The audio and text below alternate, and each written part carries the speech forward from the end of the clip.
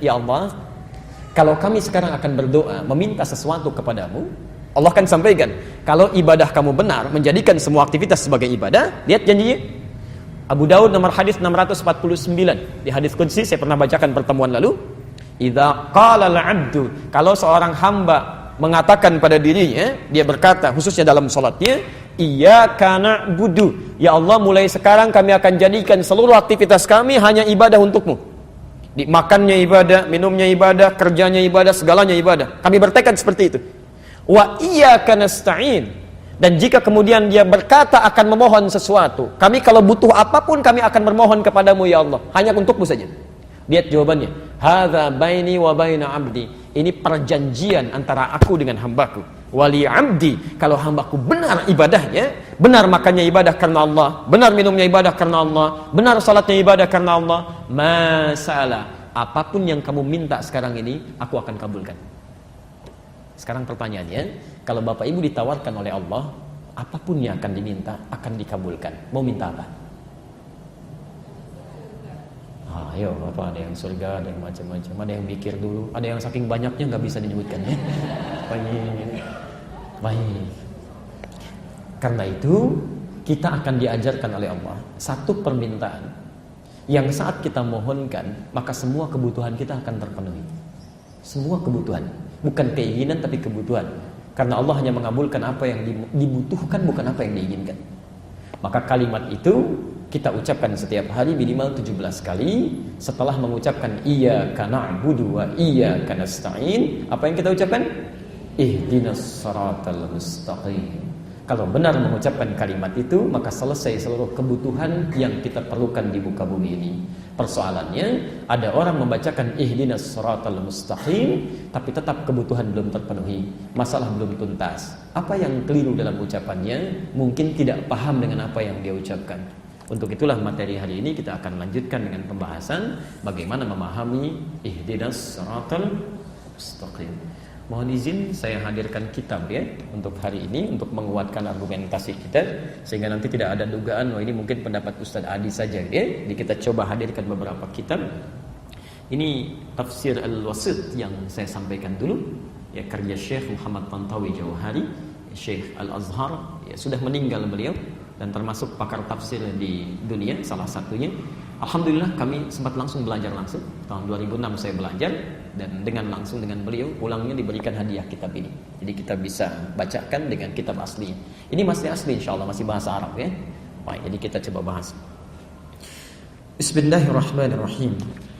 Baik teman-teman sekalian, saya bacakan dulu, nanti kemudian kita tafsirkan pelan-pelan ya. Thumma bayyana subhanahu wa ta'ala. Kemudian Allah subhanahu wa ta'ala menerangkan pada kita, setelah kita membahas iyyaka na'budu wa iyyaka nasta'in ya, anna afdhala syai'in yatlubuhu al-'abdu min rabbi, bahwa jika ada seorang hamba ingin memohon sesuatu kepada Rabbnya, ketika ditawarkan tadi, yang terbaik yang diminta itu, tolong garis bawah ini ya. Ikan tadi ada yang minta surga, minta macam-macam, minta kemudahan kerja, minta ini. Nah, kalau dari semua permintaan ini, perhatikan, yang terbaik yang kita minta, lihat kalimatnya, innama huwa hidayatuhu ila tariqil ladzi yusilu ila asmal ghayah. Yang terbaik yang diminta adalah hidayah. Saya ulang, adalah hidayah Allah Subhanahu wa taala. Jadi kalau Anda minta sesuatu, yang terbaik minta apa? Hidayah ya.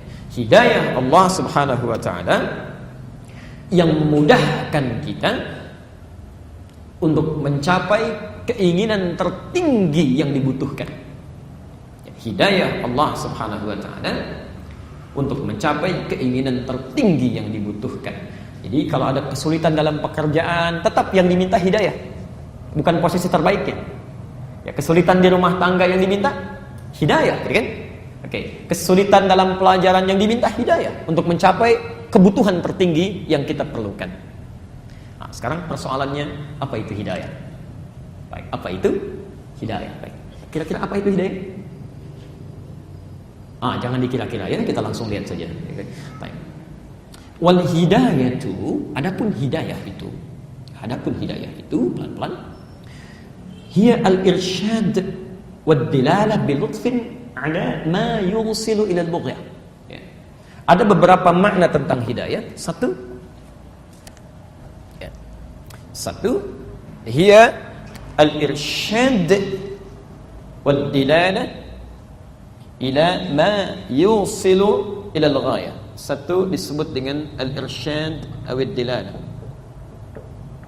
bilutfin,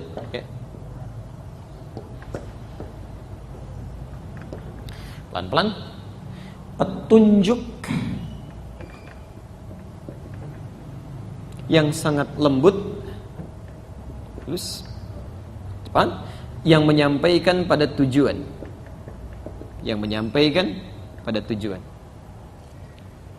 Jadi makna yang pertama, pelan-pelan ya, nanti ada beberapa makna dalam hidayah, ada sekitar 3 makna. Satu, petunjuk yang sangat lembut, yang sangat halus, yang menyampaikan pada tujuan. Baik, sebentar. Sudah? Baik. Jadi ketika kita mengatakan, ya Allah, mohon berikan hamba hidayah, gitu kan? Pelan-pelan. Hidayah, saya tulis dulu ya supaya kita alurnya paham betul. Hidayah. Ini tulisannya. Jamaknya disebut dengan hudan. Jamaknya begini, hudan. Jelas? Sebentar. Kalau Anda ingin memintanya, ya. Jadi ini makna pertama, petunjuk yang menyampaikan pada kemudahan.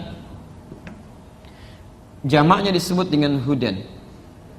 Kalau kemudian Anda ingin mintakan petunjuk ini supaya mendapatkan kemudahan dari apa yang ingin kita capai, maka dialihkan kalimatnya ke dalam bentuk fi'il amr, ya, kata permohonan dalam bentuk perintah, ihdi.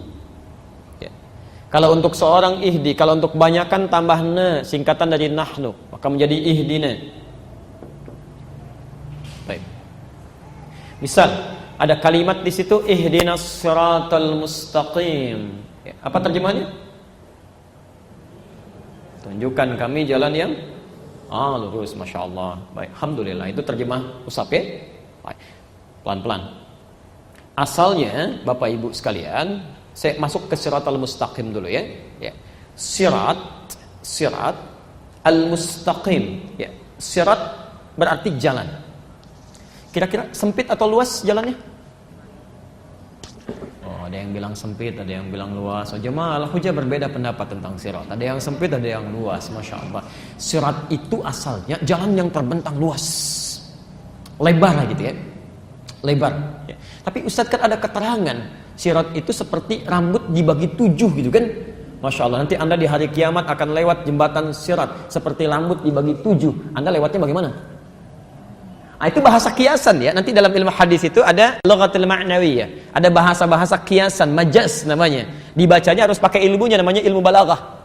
Dibagi 3 lagi. Katanya ilmu untuk belajar kata-katanya disebut ma'ani, ilmu untuk belajar penjelasannya disebut dengan bayan, ilmu untuk kiasannya disebut dengan badi' nanti. Dan ada beberapa turunan lagi.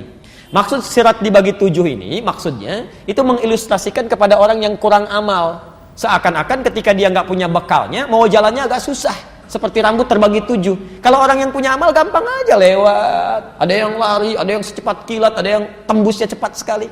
Itu bayangan dibagi 7 itu pada orang-orang yang merasa nggak punya bekal. Karena nggak punya bekal, tegang dirinya, seakan-akan sulit melewatinya. Seperti halnya rambut dibagi 7. Sulit untuk melewat. Ya. Bahkan ada di antara mereka yang masuk neraka tanpa hisab. Langsung. Ya. Pernah dengar masuk surga tanpa hisab? Sering. Pernah dengar masuk neraka tanpa hisab? Baru ya. Itu ada di Quran surah ke-18 ayat 100 sampai 101. Posisi paling kiri di atas sedikit ke bawah. Ya. Ada orang-orang masuk neraka tanpa hisab. Thumma aradna jahannama yawma idzin lil kafirin arda. Ada orang-orang yang saat di hari hisab nanti ya, itu langsung oleh Allah ditampakkan neraka jahanam sejelas-jelasnya. Ya. Kalau kalimat bebasnya begini, kamu nggak usah mikirin hisab dan tempat kamu ya, tempat kamu di sini, udah nggak usah mikirin kitab lagi, nanti langsung aja ke situ. Ya, ada yang begitu tuh, ya. Ada yang masuk surga tanpa hisab, sudah lebih dulu diberi kabar di dunia. Jadi dia belum ke alam kubur, dia belum kemudian dihisab, belum masuk surga, tapi sudah ada beritanya. Kamu dapat kabar gembira akan masuk ke surga yang mengalir keindahan di dalamnya. Itu di Quran surah kedua ayat 25, posisi paling kanan sebelah atas. Ya. Tapi ada juga orang yang sebelum dia masuk ke dalam nerakanya, hisabnya kata Allah, kamu nggak usah mikir ya. Gak usah repot. Tempat kamu di sini nih, di neraka, tempatnya jahanam. Gak usah dipikirin, nanti langsung ke situ aja. Ya. Siapa mereka itu ayat 101-nya? Alladzina kanat a'yunuhum fi ghita'in an dzikri, yaitu orang yang saat di dunia itu susah sekali tuh matanya melihat kebaikan. Ya, terhalang gitu ya. Lihat orang ke masjid gak ada getaran, padahal Allah itu saking sayangnya diperlihatkan supaya dia mau ibadah tuh.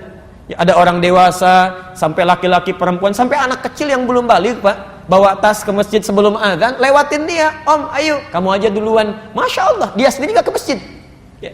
Di dalam pandangannya sudah diperlihatkan. Wa kanu la yastati'una sam'a, telinganya gak bisa dengar. Azan gak bisa dengar azan marah-marah, dengar Quran ngajak berselisih macam-macam.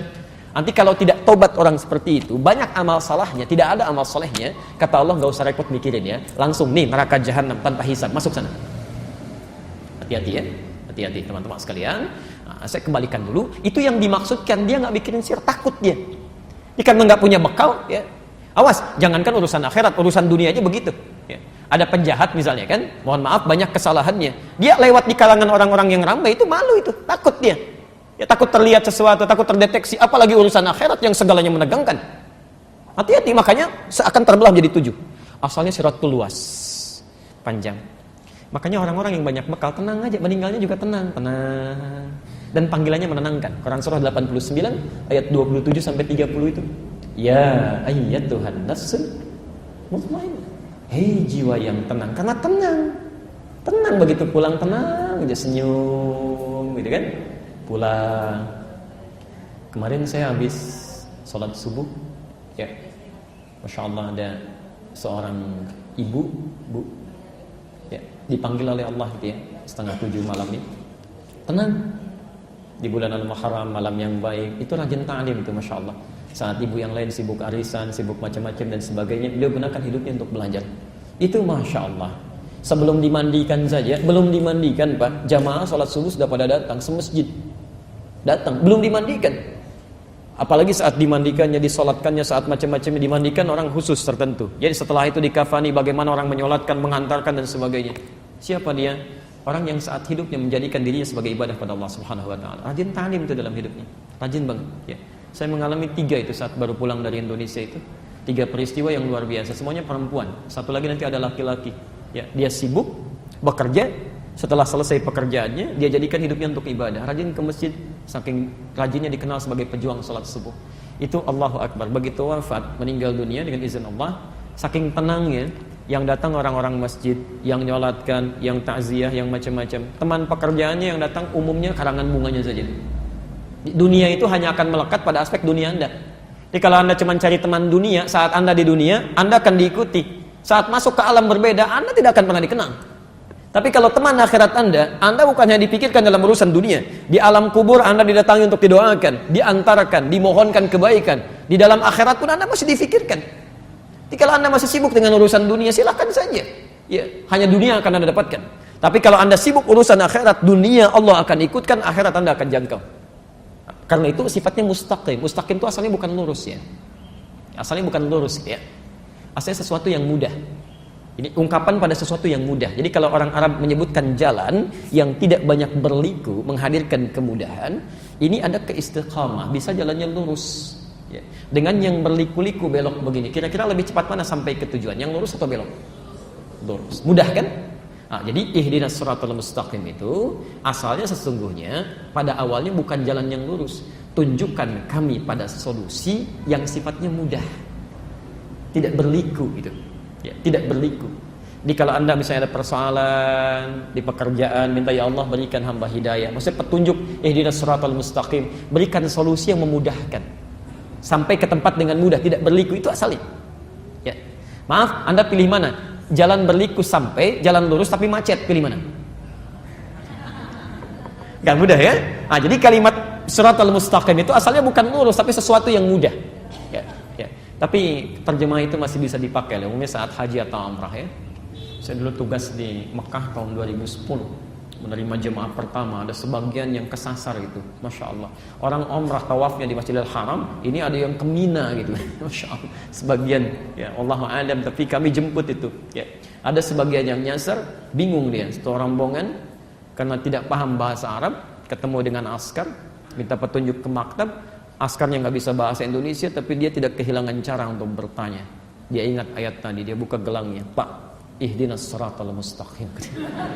Tunjukkan kami jalan yang lurus, dikasih gelangnya gitu ya.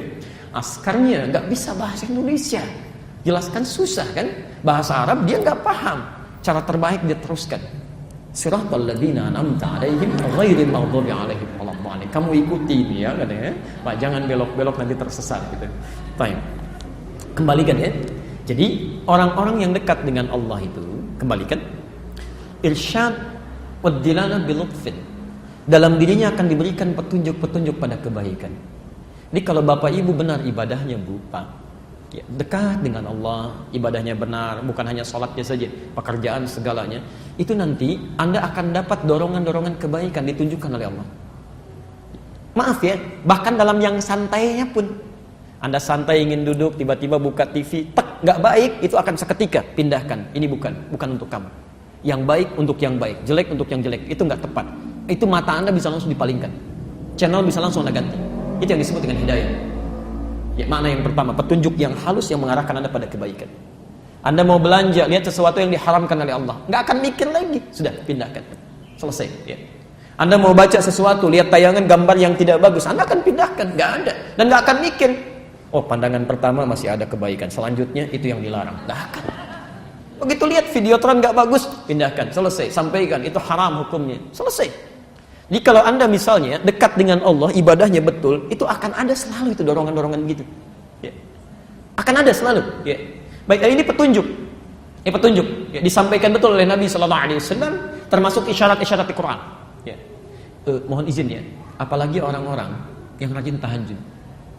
Saya berikan nasihat untuk saya pribadi dan kita semua, selama kita masih mampu, jangan tinggalkan tahajud. Tahajud itu diantara ibadah sunnah, tapi manfaatnya luar biasa. Diantara manfaat yang paling istimewa, itu bisa menghadirkan kedekatan dengan Allah sampai menunjukkan kepada Anda, begini cara mengawalinya, begini keluar dari persoalan. Kalau Anda disakiti, langsung pertolongan Allah datang tanpa perantara. Itu ada di Quran surah ke-17 ayat 79 sampai 81. Wa minal laili fatahajjad bihi nafilatan laka 'asa ay yab'athaka rabbuka maqaman mahmuda.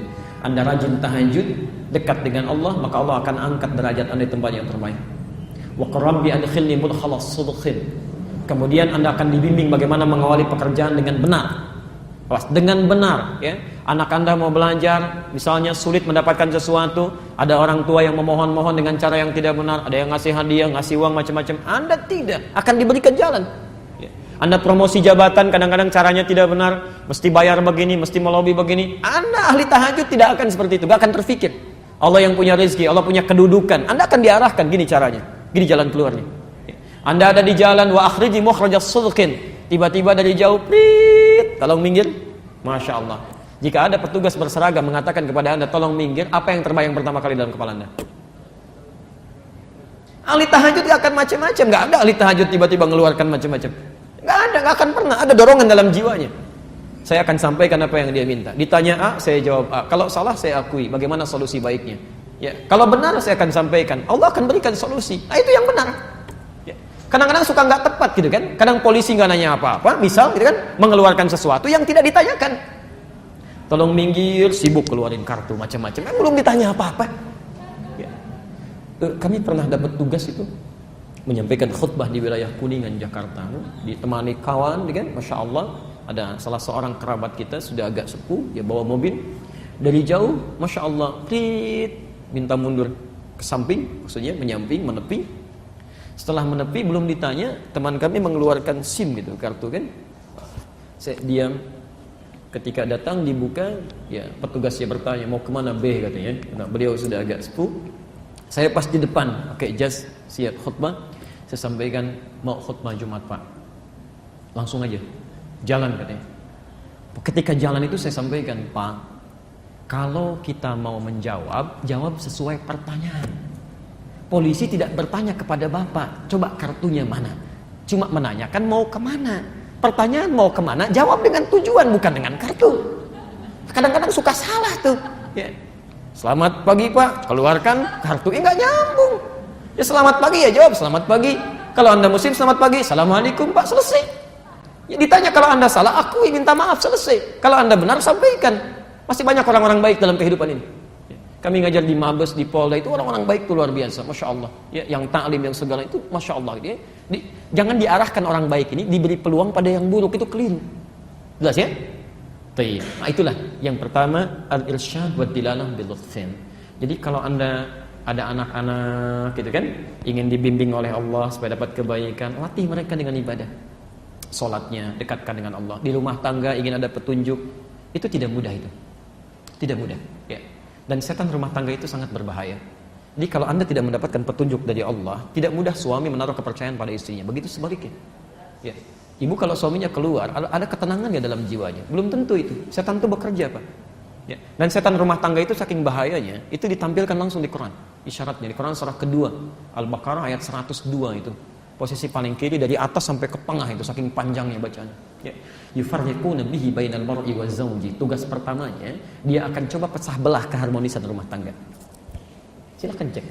Bukankah sebelum menikah kadang-kadang dibuat mesra kan? Supaya maksiat itu padahal belum halal. Akadnya belum dilakukan, sudah jalan berdua, naik beca berdua, Masya Allah, beca seakan milik bersama, tukang beca nggak ada, jalan aja gitu kan, supaya maksiat, selesai gitu ya. Tapi setelah menikah, Masya Allah, sebulan, 2 bulan, 3 bulan, 6 bulan, indah semua. Setelah itu tidak ada yang paling tidak menyenangkan kecuali pasangan hidupnya. Kalau Anda tidak mendekat kepada Allah, tidak mudah mendapatkan itu. Gak mudah. Silahkan cek ya, setelah setahun, 2 tahun, semuanya punya pengalaman yang sama. Tidak ada yang paling tidak menyenangkan kecuali pasangannya, itu setan. Yufarriquna bihi bainal mar'i waz zawji. Dia akan pecah belah keharmonisan rumah tangga itu supaya terpisah. Ya. Silahkan cek. Mah, papa ke kantor dulu ya. Ya udah hati-hati. Ya udah hati-hati. Suami orang ke kantor, Pak. Masya Allah. Sama. Ya. Perempuan juga begitu. Pak, ke depan dulu ya. Nganter. Ya udah hati-hati. Masya Allah. Ya, istri orang nganter, Bu. Bisa lain. Ya. Jadi suasana sudah berbeda gitu ya. Nah itu dasim itu. Nanti kita pelajari setelah sampai ke situ ya. Baik, jelas ya? Jelas. Nah, maksud saya, kalau Anda dalam kehidupan sehari-hari belum mendapatkan bimbingan ini, berarti ibadah Anda kurang gitu. Ya. Mohon maaf, malam-malam sudah didorong untuk tahajud tapi masih berat. Tapi kalau bola cepat bangun, berarti ada yang kurang. Ibu sama, zakat mal belum direncanakan, zakat mal udah dihitung-hitung. Itu sama, ada yang kurang. Ada yang belum maksimal, ada yang belum maksimal di sini. Belum maksimal. Seharusnya orang yang mengucapkan gini ya, kalau Anda mengucapkan sekali masih lupa itu wajar. 2 kali lupa wajar. 3 kali minta wajar, 17 kali paling minimal Anda ucapkan ihdinas siratal mustaqim, ihdinas siratal mustaqim 17 kali dalam sehari. Masa nggak dapat? Harusnya ada gitu kan. Ya, mustahil orang yang punya hidayah itu dapat gerakan dorongan dalam jiwanya, keluar masjid nggak akan pernah kaki kanan dilangkahkan, pasti kiri. Begitu kanan dia tarik lagi, pasti kiri itu. Ya, masuknya pasti kanan. Ya, jadi itu yang simple gitu. Duduk, bismillah, minum dilihat dulu punya saya bukan. Diminum, bismillah. Itu ada dorongan tuh. Kalau Anda sudah mendapatkan itu, pertahankan, itu kenikmatan. Kenikmatan. Dan nanti tingkatan godaannya semakin tinggi lagi. Ya. Jelas pada yang pertama? Oke, baik. Yang kedua, jadi kita sampai solusi ya, bukan cuman persoalan. Jadi di sini diartikan petunjuk yang halus pada capaian kebaikan. Maksudnya kalau Anda ingin dapat petunjuk itu, tingkatkan ibadah. Ya, nanti akan ada dorongan-dorongan dalam jiwa kita. Ya. Baik. Bismillah. Wa tusnadul hidayatu ila Allah wa ila Nabi sallallahu alaihi wasallam wa ila Al-Qur'an. Baik, petunjuk-petunjuk tadi yang bisa Anda raih itu lewat ibadah, bisa Anda dapatkan caranya yang disandingkan kepada Allah Subhanahu wa taala. Misal, Anda ingin dapatkan petunjuk dari Allah, kemudahan-kemudahan tadi ya, ada dorongan kebaikan dan sebagainya. Kata muallif kitab ini, wa tusnadu ila Allah, ya, disandarkan kepada Allah. Maksudnya apa? Kalau Anda ingin dapatkan dorongan kebaikan tadi, dekati petunjuk-petunjuk Allah. Allah minta apa saja? Ya. Misal, Allah minta kita misalnya tunaikan salat, maksimalkan salat. Ya. Dalam sehari berapa kali salat? Berapa waktu? 5 waktu. 7 berapa rakaat? 17 rakaat. Alhamdulillah, usia segini masih 5 waktu, masih 17 rakaat. Masya Allah. Ada anak usia 7 tahun, salatnya 5 waktu, 17 rakaat. Ada orang diberikan 70 tahun, masih 17 rakaat juga. Anda butuh berapa tahun lagi untuk meningkatkan rakaatnya? Kalau yang 5 waktu itu standar.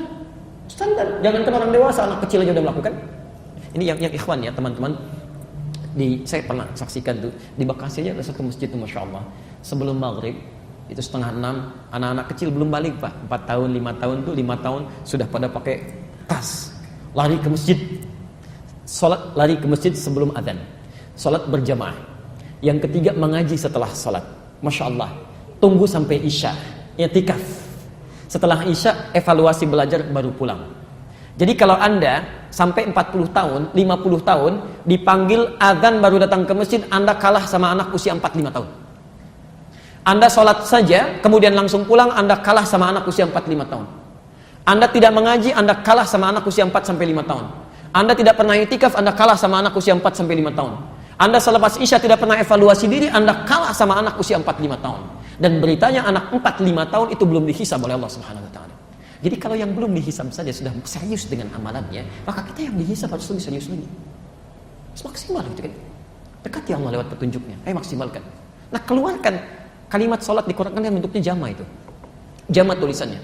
Kalimat sholat pertama Al-Baqarah ayat 3 itu kan. Nanti kita pelajari. Alladzina yu'minuna bil ghaib wa yuqimunas shalah. Kalimat as-salatnya alif, lam, shad, lam, waw, ta. Di atas waw ada alif, ta-nya tertutup. Itu bentuk tulisan berbentuk jama tapi bisa dibaca dengan mufrad. Ya. Kalau Anda ingin buka lagi lebih luas, ta-nya terbuka. Al-Baqarah 238, posisi paling kanan sebelah atas. Hafidhu ala sholawat, bentuk jama'. Jama' itu 1 atau 2? Banyak. Jadi rumusnya begini, kalau Anda ingin mendapatkan kedekatan dari Allah, misal ambil sholat 1, sholat, keluarkan semua jenis sholat jama' dalam Al-Quran dan Sunnah. Keluarkan, ada apa saja? Ada tahajud kan, sholat sunnahnya, ada sholat duha, ada syuruk, ada rawatib. Rawatib berapa rakaat? Tahu dari mana? Di At-Tirmidzi nomor hadis 586 kan, dari Ummu Habibah, 12 rakaat. Ya, man shalla 12 raka'atan, siapa yang salat 12 rakaat fi yaumin wa lailatin, yang mengiringi salat fardunya siang sampai malam. Arba'an qabla dhuhri, 4 rakaat sebelum zuhur. Raka'ataini ba'daha, 2 rakaat setelahnya. Ya, raka'ataini ba'da al-maghrib, 2 rakaat setelah maghrib. Raka'ataini ba'da al-isya, 2 rakaat setelah isya, wa raka'ataini qabla subhi, 2 rakaat sebelum subuh. Tapi ada yang belum banyak tahu ya, kalau tidak sempat yang sebelum zuhur 4 rakaat, itu dari hadis Ibnu Umar Al-Bukhari nomor hadis 812, itu cukupkan dengan 2, boleh. Misal Anda tidak sempat nih ya, sudah 2 menit lagi mau qomat, ya cukupnya untuk 2 rakaat, jangan paksakan 4, itu boleh 2. Dari Ibnu Umar, hafidtu min Rasulillah sallallahu alaihi wasallam 10 rakaat. Saya hafal dari Rasulullah sallallahu alaihi wasallam 10 rakaat. Ya, raka'ataini qabla dhuhri, 2 rakaat sebelum zuhur. Jadi ada 2 hadis. Al-Bukhari nomor hadis 812. Jadi kalau nggak bisa 4 rakaatnya, cukupkan dengan 2 rakaat. Ya, jangan dipaksakan. Oh, ada 2 menit nih, tiba-tiba Masya Allah, sholatnya cepat luar biasa gitu kan. Untuk ngejar 4 rakaat itu tidak tepat. Ya, tidak tepat ya. Jelas di sini ya? Ayo maksimalkan, keluarkan. Semakin Anda tingkatkan hubungan dengan Allah, sholat, keluarkan, baca Quran, tambah. Nah, yang ini, itu akan cepat nanti masuknya. Ada bimbingan-bimbingan dari perkataan kita, langkah kita, pandangan kita. Jadi pertama, tusnadu ilallahi subhanahu wa ta'ala. Disandingkan dengan Allah, artinya keluarkan petunjuk dari Allah. Ya. Yang kedua, wa tusnadu ilan nabi sallallahu alaihi wasallam. Hidayah ini pun disandarkan kepada Nabi sallallahu alaihi wasallam. Jadi kalau Anda mendapatkan petunjuk-petunjuk dari Rasulullah sallallahu alaihi wasallam, cepat ambil. Cepat ambil. Karena dengan mengambil petunjuk Nabi, kita praktekkan dalam hidup, itu menghadirkan bimbingan dalam kehidupan kita. Hidayah datang. Ya, misal ada cara minum yang baik menurut Adam. Ada cara minum yang baik menurut Rasulullah sallallahu alaihi wasallam. Sepanjang Nabi memberikan bimbingan cara terbaik, cara Nabi ambil, yang lain tinggalkan. Jelas ya? Ada bangun tidur misalnya, cara baik menurut kesehatan, cara baik menurut Nabi, yang dari Nabi itu pasti yang terbaik. Selain menghadirkan pola kebaikan untuk fisik kita, itu pasti menghadirkan hidayah dalam kebaikan kita. Jelas ya? Jadi sepanjang ada petunjuk dari Nabi, cepat ambil. Ya, bukan hanya untuk ibadah saja ya, bukan hanya sholat, bukan hanya macam-macam. Dari jalan, dari melihat, dari bertutur, dari baca, dari minum, sepanjang ada dari Nabi, keluarkan. Ya, dan semuanya ada. Ya.